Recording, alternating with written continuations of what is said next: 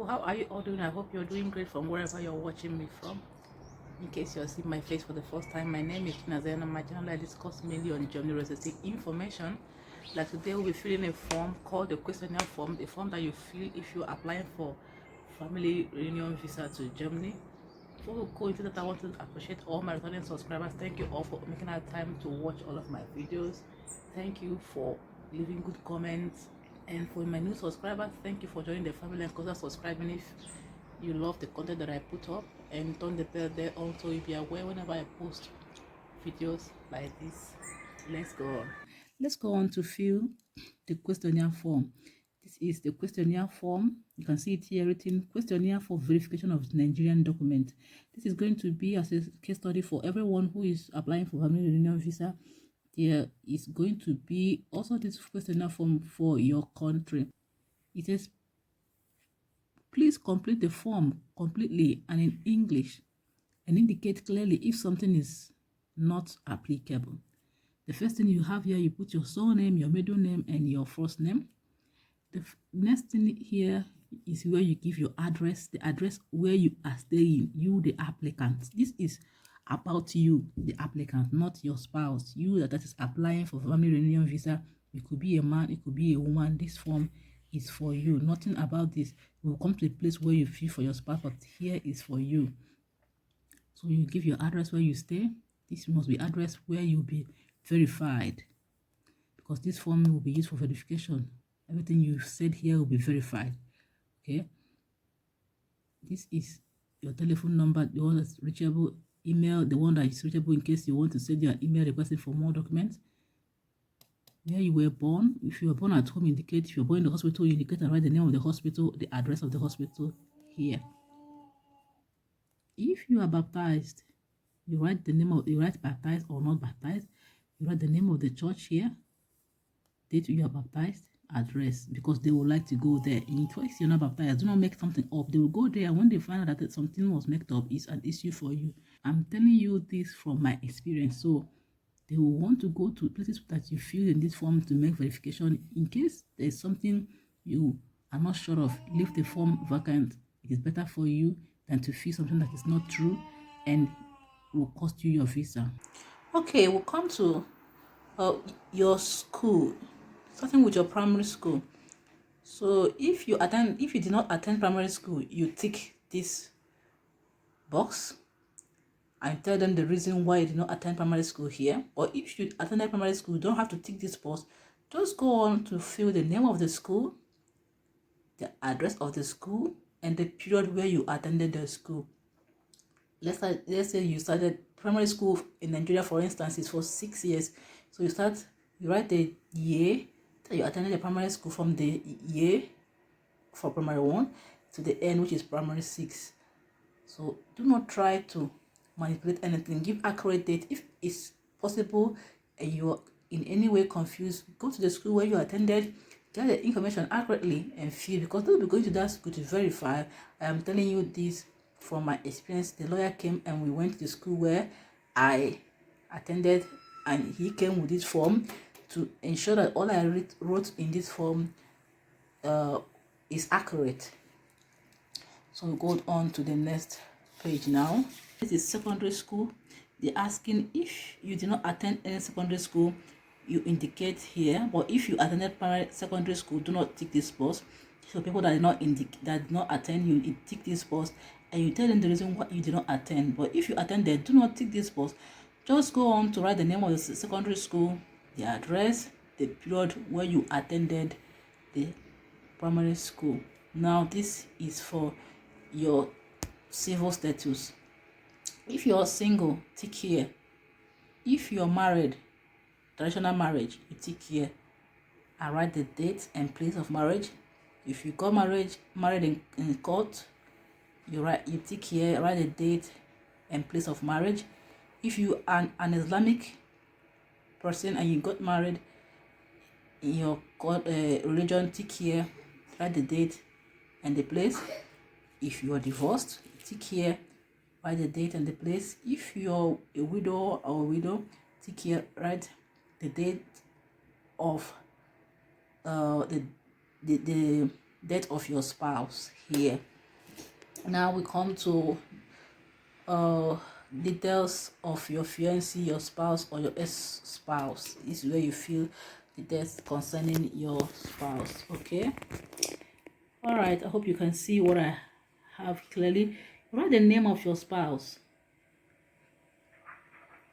or if you have a fiancé, write the name, or if it's an ex-spouse, write the name, the telephone number, write the address, relationship status. If it is spouse you're talking about, if it is ex-spouse or fiancé, you write it here. Okay, this is what they want to see. Okay, sorry. Now we come to the contact details of your fiancé, your spouse, and ex-spouse.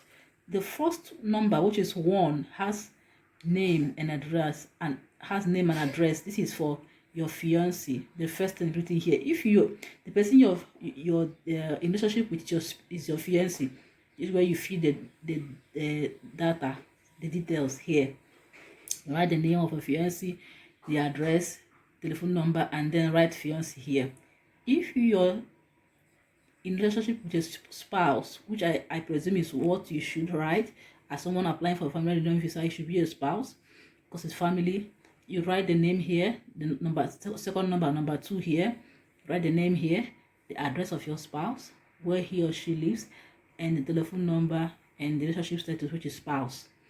If you're filling this form because you have an ex-spouse, which is the third thing here, number 3 here, you write the name of your ex-spouse, the address, the telephone number, and relationship, which is ex-spouse. I hope you can still get information that I have here. Okay. Now here is where you give the contact details of witnesses to your marriage. You are supposed to have 3 witnesses to your marriage.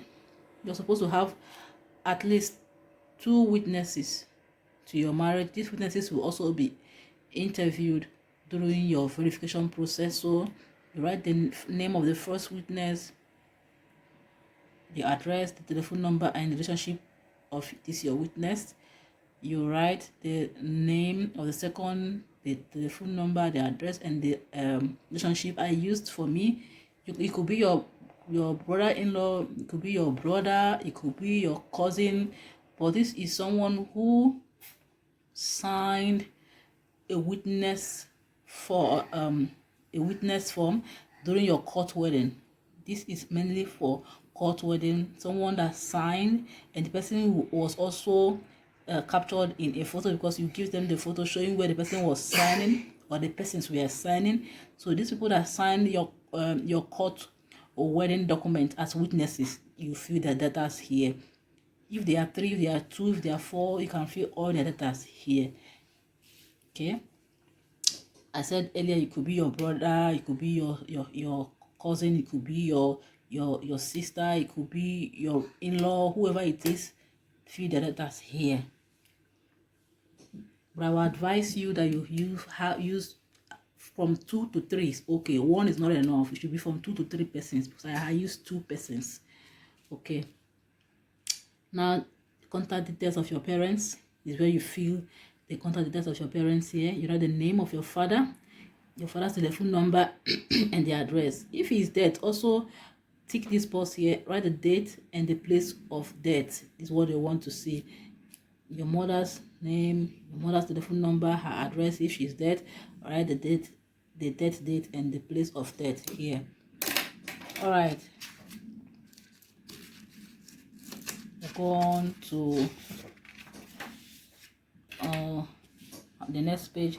Here you give the contact details of your siblings. Okay, if you have 3 or 4 or 5 or 6 siblings, this is where you give their details. So the first sibling, you write the name, the telephone number, the date of birth. I said in my previous video that these details, everything you fill in this form, you should write them down somewhere and keep, because when the lawyer comes to verify you, these details will be used to verify you. These people that you fill their forms here, if they are available, they'll be giving forms, especially your witnesses. they'll be giving form to fill, and if the data they give in those forms are not in accuracy with what you have filled here, it's an issue for you. So fill the form here, write the data somewhere. You can even share it with them, so when the lawyer comes to verify them, they will give the exact data that you've given in these forms. So you fill your sibling's name, the address, the telephone number, where they are living here, okay, when they were giving birth to all of their siblings. You fill their data here. They have 6 vacancies for you. In case you have more, you can just fill the 6 and then leave it, or if you have lesser, just fill what the number of siblings you have here and then forget about the rest. Here you fill the contact details of your neighbor, your school friends and teachers. These persons will also be interviewed during your verification process, so ensure to give them the data that you filled here, verify from them, get the accurate data. So when they, because before they start to verify anybody, they will ask that person to bring a proof of identity. So if the data they have in an identity form, like their passport, their card, identity cards are not the same, is an issue. So fill the forms with the exact data that these people have. Okay, if the address you're giving is the address where they lived before, and then when the lawyer comes, they're no longer staying in this address, is an issue for you, except they packed out from that premises after you must have filled this form, then it's not an issue. So get the exact accurate information to fill these forms. Now, this first column here is for your neighbor, the second is for your school friend, and then you have the third, your teacher. Fill their names, telephone number, the address where they stay, and the relationship. It could be a friend, it could be your teacher, it could be your neighbor. So you fill that here. Go over. Yeah, this is the remaining part where you fill if you have more. If it could be 2 school friends, 2 teachers, 2 neighbors. You fill their forms here, data's here, the details, their names. All right. Okay, here you fill the last 2 residential addresses in your country of origin. This is the 2 places that you lived before the current place that you're living. It could also be the last place that you lived before this current place that you're now living. These are the places they want you to fill here. All right, we'll go on to the next page now. Here you give contact details of employees in Nigeria. This form is also filled by people applying for Schengai visa. Okay, so this place may not pertain to anyone applying for family reunion visa, except you are employed and you have employees and you feel like filling this post. I left this place vacant. It pertains to you as a family reunion visa applicant. Here you fill the data concerning your child. If you have a child, this is where you fill the contact details. If you don't have a child, you tick in this box as you do not have a child. Here is where you write the name of your first child, data, the address where you gave birth to the child, telephone number. The both parents were married.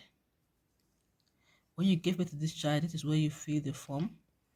And if the mother or the father is the one who has the custody of this child, who is living with this child, you indicate here. Okay. If you have remarks, what can you say about your child? Health, social life, intelligence and all that. This is where you indicate if you have a child. This is for the first child. You also have the same for second child and for third child. Here, see, for the first child, you fill if the child was given birth to at home, you indicate here. If it's at the hospital, you write the name of the hospital, the address. Know that they will also go to verify this, so please give accurate information. If the child is baptized, you indicate here the name of the church was baptized, the date of the baptism, and the church address, because they want to go there and verify. The child's school information here, or the child attended primary school, indicate name of school, address, period of time child attended the primary school. Okay. Now secondary school information here, like you did for primary, names, address, and time. Then the same information that you fill for the first child goes on for second, and I show you also it will go on. Hope you're seeing what I'm doing, please. it will also go on for the third child. Okay, it will also go on for the third child. This is some information, so let's not repeat what we said before. Let's go on to the next.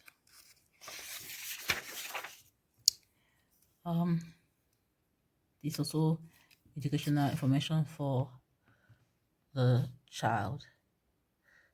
So the place it says contact details of the other parent. If you are the mom or the dad filling this form, then this place says the other parent should give the information. The other parent who is not filling this form should write the information here. When you are done filling all of these forms and you get to this place, this means you've gotten to the end of this form. Okay, then you are supposed to give your signature. You write the place where you are or the date here, and then you sign. Here says that I hereby declare my full consent with the document verification and therefore with the inspection of my school, baptism, hospital, and further registers and records. I authorize the lawyers and assigned by the Consul General of the Federal Republic of Germany to inspect any record in question during the document verification process. Here says that you are giving your consent that all of the documents you provided, all of the information you're giving here should be verified. This tells you that anything you've written here will surely be verified, so do well to give the accurate information. When I was filling this part, I left this place. Although I filled the place and I wrote the date, when I got to the place of my interview, I was asked to cancel this, write the location of the place of interview, the date I was interviewed, and then I signed. Do not forget to give one signature. Most of us have about 2 to 3 signatures. Use a particular signature for all of the documents that you are submitting. That's where you have a place and then the date.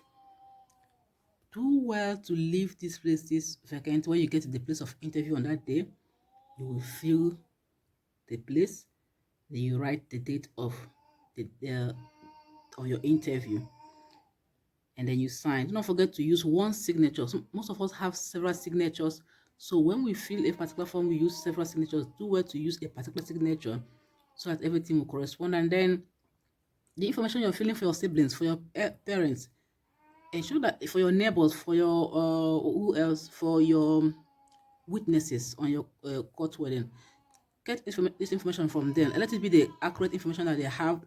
Maybe they have a means of identification like their ID card. Let the information tally with what they have in the ID card, because when the lawyer comes, you also want to verify these people, and starting with the ID card, let it not be that they have different name, different address, and you're giving different details, and let them have this data that you filled ready, because when the lawyer comes, the lawyer will give them a different form and they will fill the form themselves, trying to verify if the information you've given them is the same with that of these people. Okay, the last thing I have to say concerning this form is that you can either fill this form online, print it out, and then submit, or you print this form out, fill it with black pen or black biro, and then you submit. This is all that I have for you concerning this video. If you have questions, leave it in the comment section and I'll come back to you and answer these questions. Until my next video, don't forget to subscribe if you've not done so, to support me in what I do, and then take good care of yourself. I will see you in the next video, where I'll be giving video concerning this declaration form, other forms that you fill concerning this process. I have a lot of them. I'll be showing you how to go about these forms and what they look like in case you're trying to get them for yourself.